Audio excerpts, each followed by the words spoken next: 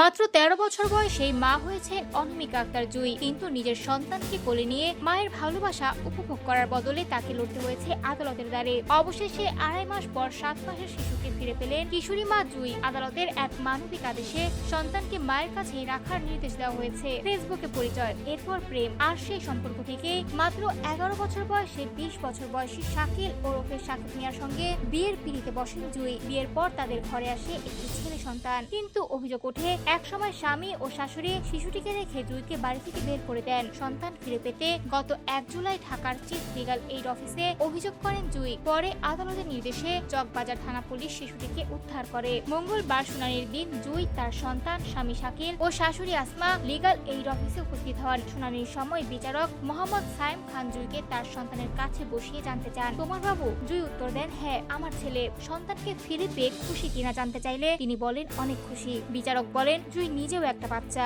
মানবিক দিক বিবেচনা করতে হবে। পরে শিশুটিকে মায়ের কাছে রাখার নির্দেশ দেন তিনি। তবে শাকিল দাবি করেন, ফেসবুকে পরিচয়ের পর জুঁইয়ের অনুরোধেই তাকে নিয়ে গিয়েছিলেন এবং পরে বিয়ে করেন। অন্যদিকে জুঁইয়ের পরিবার অভিযোগ করেছে তাকে ফুসলিয়ে নিয়ে গিয়ে নির্যাতন করা হয়েছে এবং অল্প বয়সে বিয়ে দেওয়া হয়েছে। জুঁইয়ের বাবা মা জানান, মেয়ের বিয়ের বয়স হয়নি, তারা এই সম্পর্কের বিরোধিতা করেছিলেন। বর্তমানে আদালতের নির্দেশে জুঁই তার ৭ মাসের সন্তানকে ফিরে পেয়েছেন। আগামী শুনানিতে পরবর্তী সিদ্ধান্ত নেওয়া হবে।